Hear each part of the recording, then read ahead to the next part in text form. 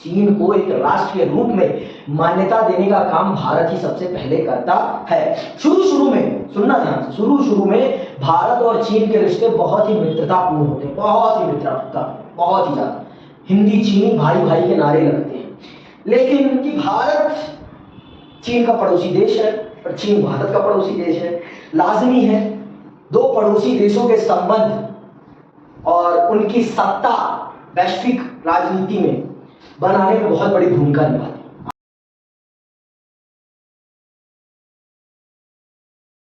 जय हिंद साथियों, मैं अंकित कुमार यादव आप सभी का स्वागत करता हूं सृष्टि ज्ञान केंद्र में। हम जैसा कि आप जानते हैं हम अध्याय 4 पढ़ रहे हैं कक्षा 12वीं की पॉलिटिकल साइंस की बुक का, और चैप्टर का नाम है सत्ता के वैकल्पिक गेम। हमने इसके और सभी विषयों का गहन अध्ययन कर लिया है। आज हम इस अध्याय का आखिरी विषय पढ़ने चल रहे हैं और आखिरी विषय है आज का चीन के साथ भारत के संबंध। चीन के साथ भारत के संबंध, जैसा कि आप जानते हैं कि भारत चीन का पड़ोसी देश है और चीन भारत का पड़ोसी देश है। लाजमी है दो पड़ोसी देशों के संबंध और उनकी सत्ता वैश्विक राजनीति में बनाने में बहुत बड़ी भूमिका निभाती है। आपकी और मेरी दोस्ती हमारे वैश्विक रिश्तों को बनाने और हमारी वैश्विक हैसियत को बनाने में बहुत बड़ी भूमिका निभाते हैं, ये बात आप जान लीजिए। तो चल रहे हैं हम आज समझने, जैसे कि मैंने आपको बता दिया है कि चीन किस प्रकार से आर्थिक ताकत बनता है। आपने चीन की आर्थिक ताकत बनने की पूरी कहानी सुन ली है कि और कोई डाउट हो तो आप हमसे पूछ सकते हैं, कोई दिक्कत की बात नहीं है। और आप जान चुके हैं सारा चीजें कि जो आर्थिक ताकत बनने का जो उसका सपना है और चीन उस सपने को किस प्रकार से साकार कर रहा है। और नहीं और अगर आपको विषय ना पता हो तो आप वीडियोस देख सकते हैं और आप समझ सकते हैं कि चीन किस प्रकार से आर्थिक ताकत बना है। हर देश चाहता है आर्थिक ताकत बनना। आज के विश्व राजनीति में दुनिया का कोई भी ऐसा देश नहीं है जो अपने आप को ताकतवर ना बनाना चाहे, क्योंकि आज ताकत ही आपको विश्व राजनीति में स्वीकृति देती है।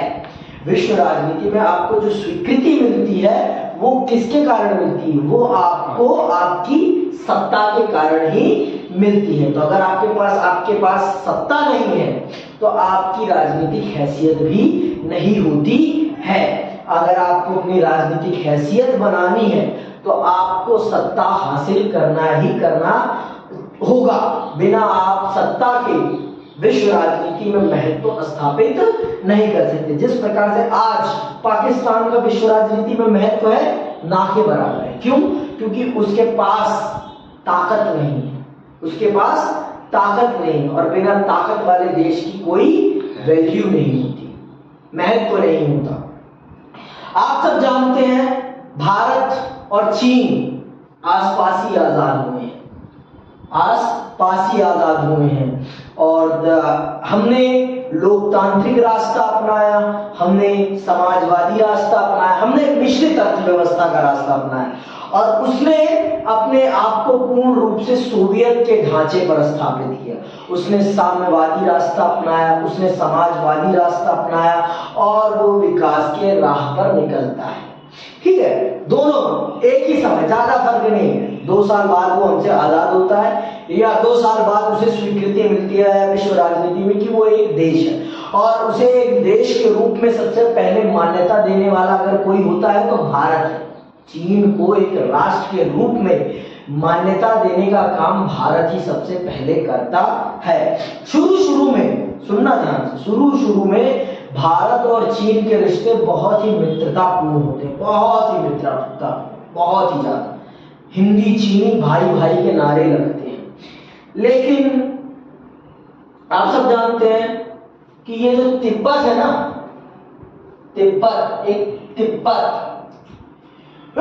इसको लेकर तिब्बत और चीन में हमेशा डिस्प्यूट रहा है। दलाई लामा को आप सब जानते हैं, दलाई लामा बौद्ध धर्म में तिब्बत के धर्म गुरु हैं, तिब्बत के धर्म गुरु, बौद्ध धर्म के धर्म गुरु हैं तिब्बत के।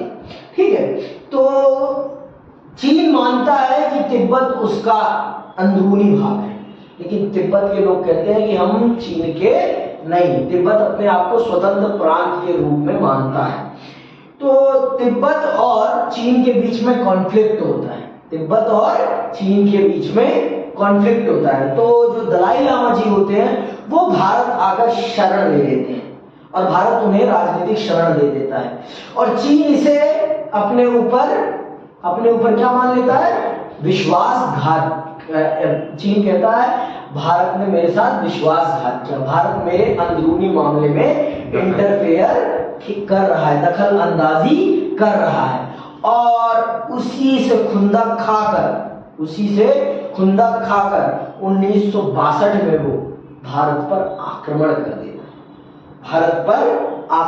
देता है। दुर्भाग्यवश हमें इस युद्ध में हारना पड़ता है, क्योंकि हमने सोचा नहीं था कि चीन हमारे साथ ऐसा करेगा। हम तो उसे अपना मित्र मान रहे थे, लेकिन उस मित्र ने हमारे पीठ पर छुरा भोंक दिया, और फिर चीजें बदल जाती हैं। जहां चीन पहले दोस्त था, दुश्मन हो जाता है। लेकिन फिर जब चीन आर्थिक तरक्की करने लगता है और भारत भी आर्थिक तरक्की की राह पर चलता है, तो दोनों देशों के आर्थिक मुद्दे एकजुट होते, विश्व व्यापार क्या हो जाता है, एक कुटुंब बन जाता है, एक परिवार बन जाता है। तो सभी देशों को अपने सैन्य भौगोलिक मतभेदों को भुलाकर सबको विश्व व्यापार में एकजुट होना पड़ता है, और यहीं से हम दोनों के बीच में भौगोलिक मतभेद होते हुए भी हम व्यापारिक रूप से एक दूसरे के साथ जुड़े हुए हैं। 1962 का जो युद्ध होता है ना, उसने एक लंबे समय तक हमारे और चीन के बीच के रिश्तों को समाप्त कर दिया था। लेकिन जब विश्व राजनीति, विश्व व्यापार एक कुटुंब के रूप में तब्दील होने लगता है, तो भारत भी उस कुटुंब से बाहर नहीं रह पाता, भारत भी उसमें सम्मिलित होता है, और फिर चीन के साथ भी हमारा व्यापार प्रारंभ होता है। तो चल रहे हैं उसी को हम विस्तार से समझने कि भारत और चीन के संबंध कैसे थे। तो मैंने आपको एक रूपरेखा पूरी दे दी कि प्रारंभ हमारा बहुत अच्छा है, बीच में युद्ध होता है, और वो युद्ध हम दोनों की दोस्ती को पूरी तरीके से खराब कर देता है, और फिर आर्थिक मुद्दों ने हम दोनों को फिर से एक दूसरे के साथ जोड़ा, जो जोड़े हुए भी है अभी भी। ठीक है, चलिए पढ़ते हैं और समझते हैं भारत और चीन के संबंध। पश्चिमी साम्राज्यवाद के उदय से पहले भारत और चीन एशिया की महाशक्ति थे। चीन का अपने आसपास के इलाकों पर भी काफी प्रभाव था, और आसपास के छोटे देश इसके प्रभुत्व को मानकर और कुछ नजराना देकर चैन से रहा करते थे। चीनी राजवंशों के लंबे शासन में मंगोलिया, कोरिया, हिंद चीन के कुछ इलाके और तिब्बत इसकी अधीनता मानते रहे थे। भारत के भी अनेक राजवंशों और साम्राज्यों का प्रभाव उनके अपने राज्य से बाहर भी रहा था। भारत या चीन इनका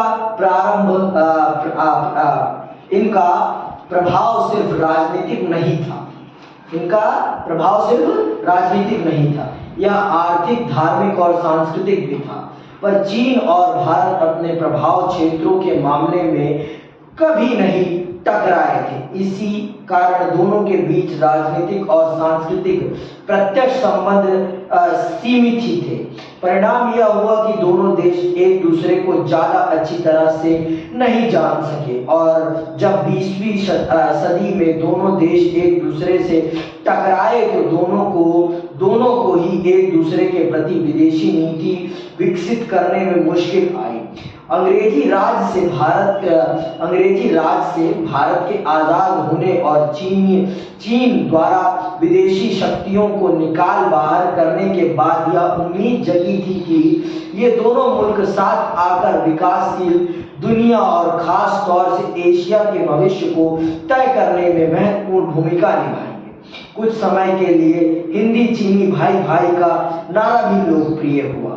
सीमा विवाद पर चले सैन्य संघर्ष ने इस उम्मीद को समाप्त कर दिया।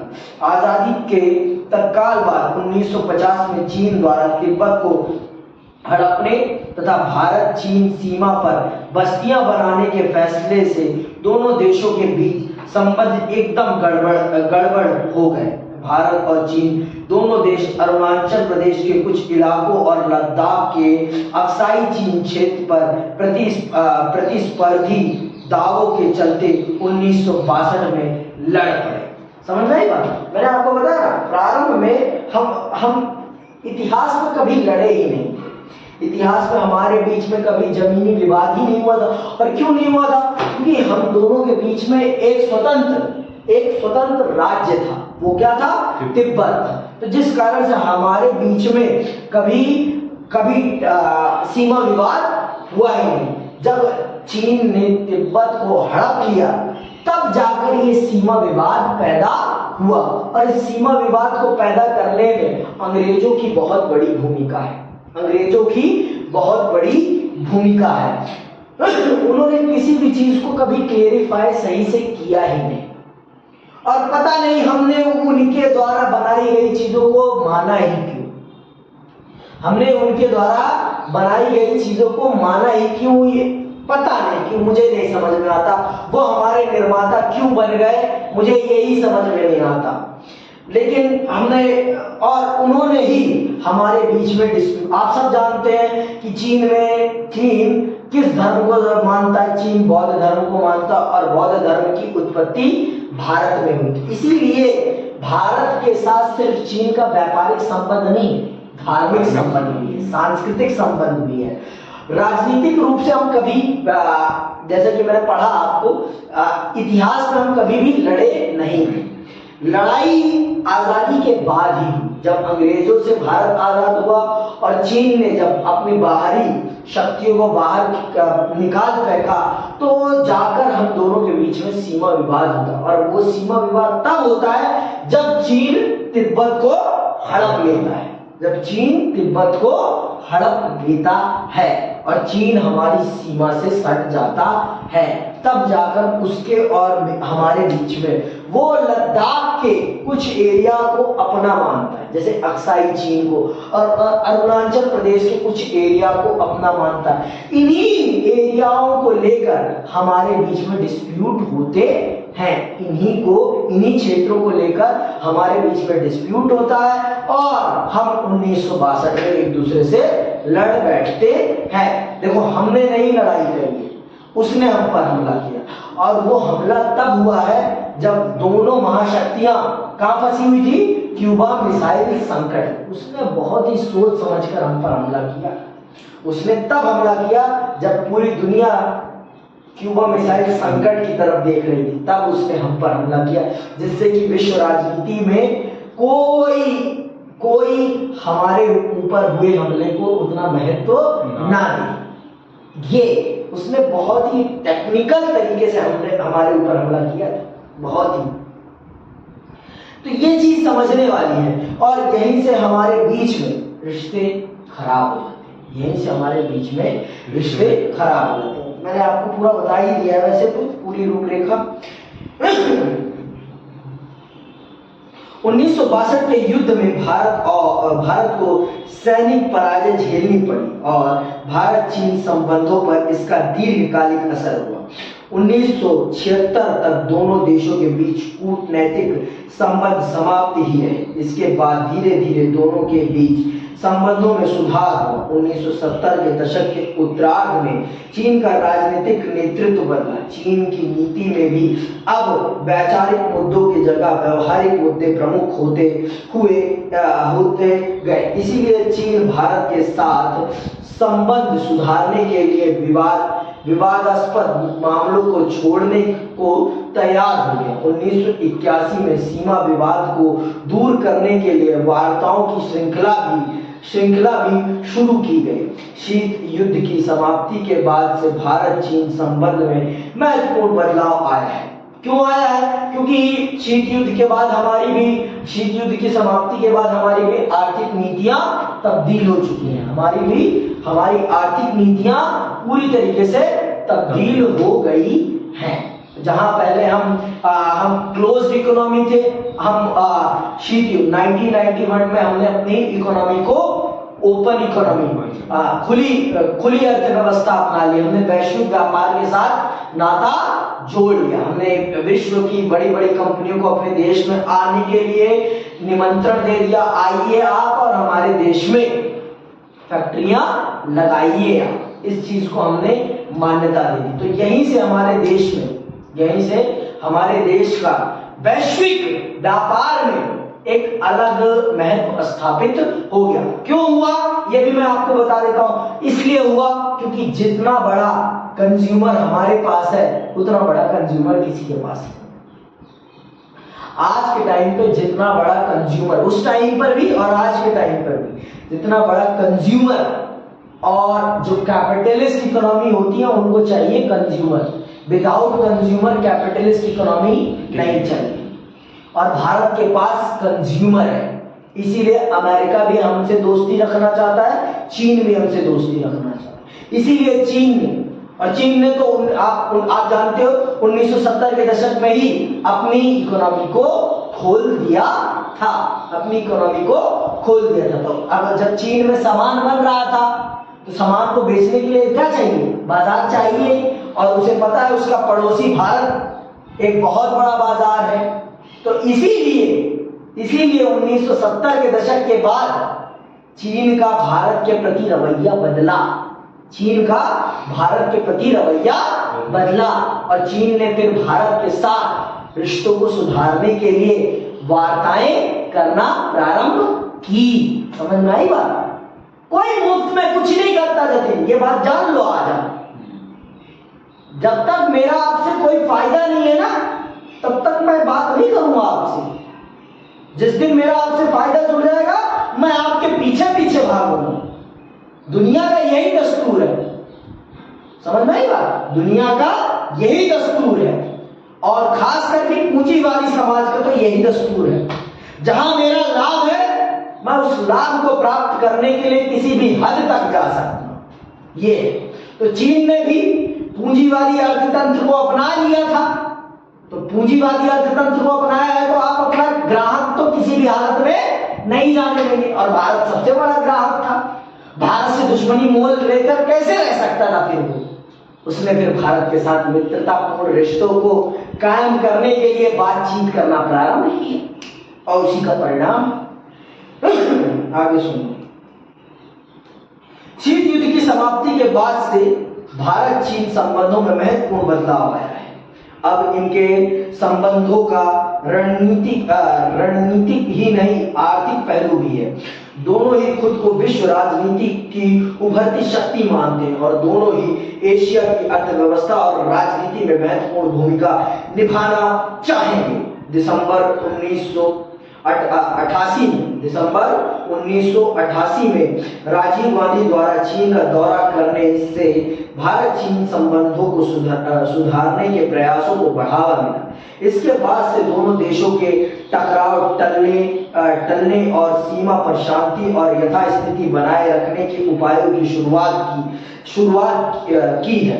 दोनों देशों ने सांस्कृतिक आदान प्रदान, विज्ञान और तकनीक के क्षेत्र में परस्पर सहयोग और व्यापार के लिए सीमा पर 4 पोस्ट खोलने के समझौते भी किए हैं। 1999 से भारत और चीन के बीच व्यापार 30% सालाना की दर से बढ़ रहा है। इससे चीन के साथ संबंधों में नई गर्मजोशी आई है।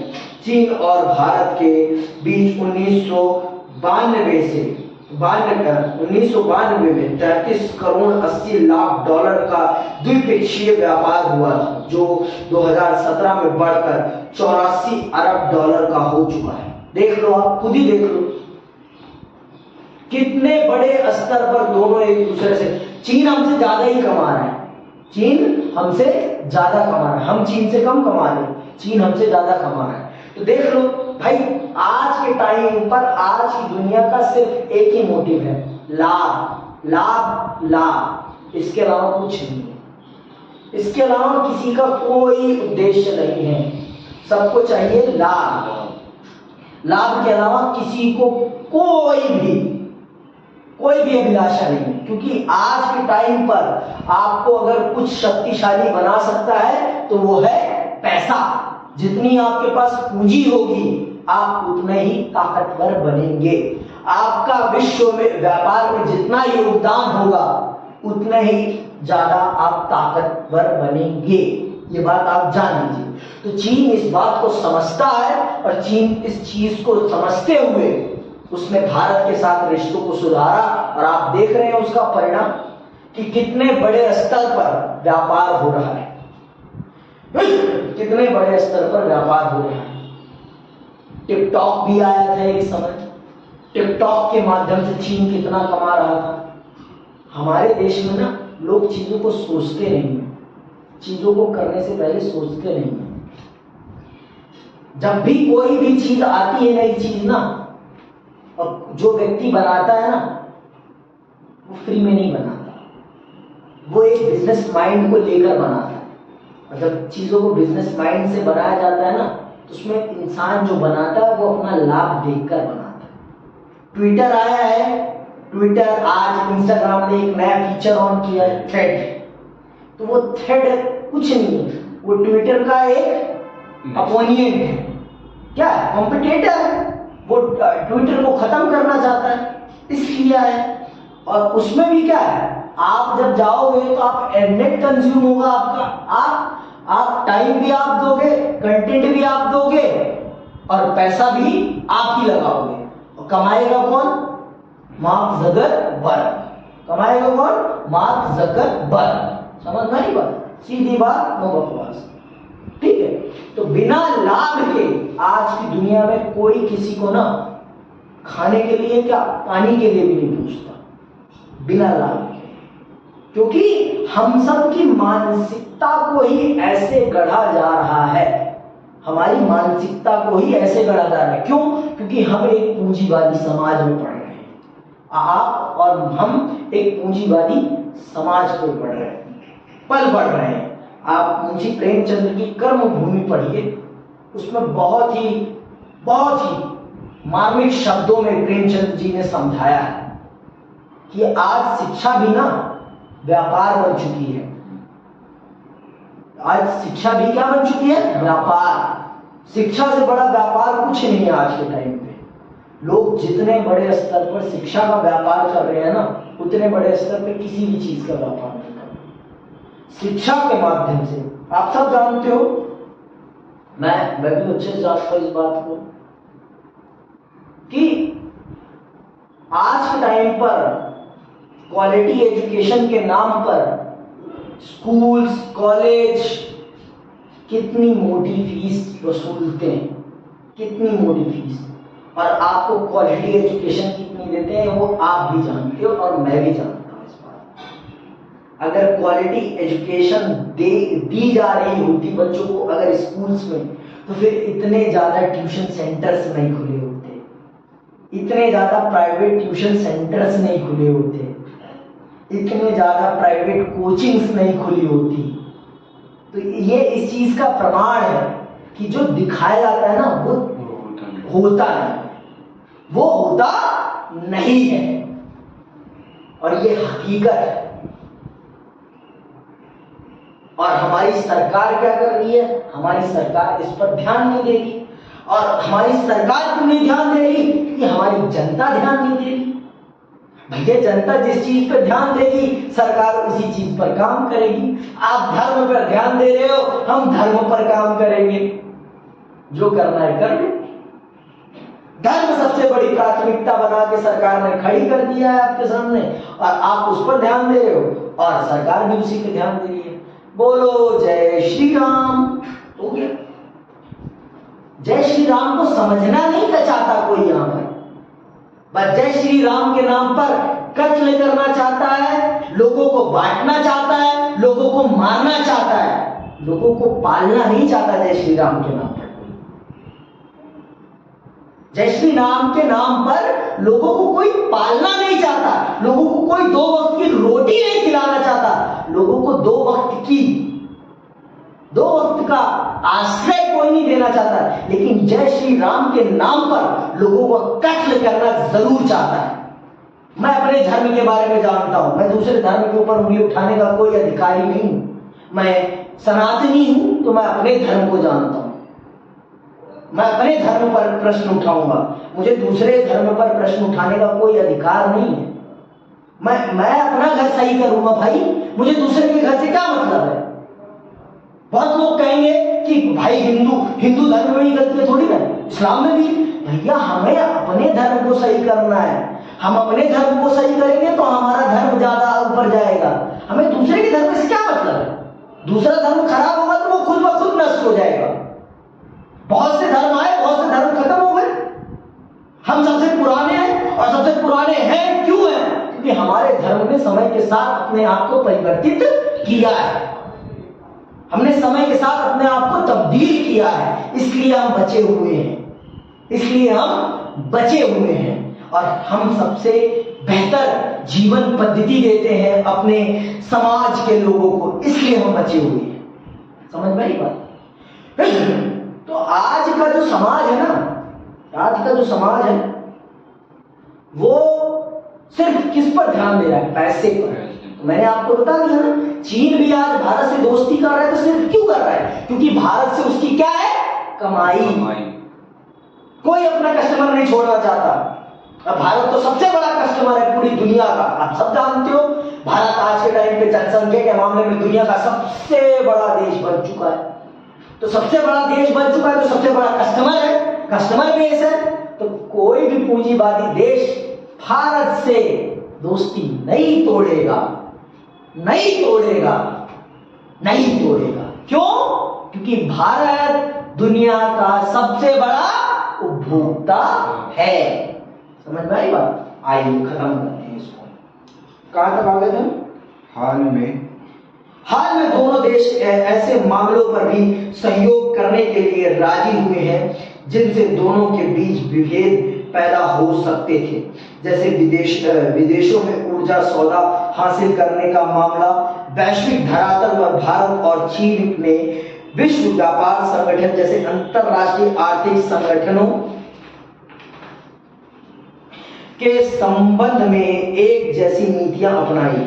1998 में भारत के परमाणु हथियार परीक्षण को कुछ लोगों ने चीन से खतरे के मद्देनजर उचित ठहराया, लेकिन इससे भी दोनों के बीच संपर्क कम नहीं हुआ।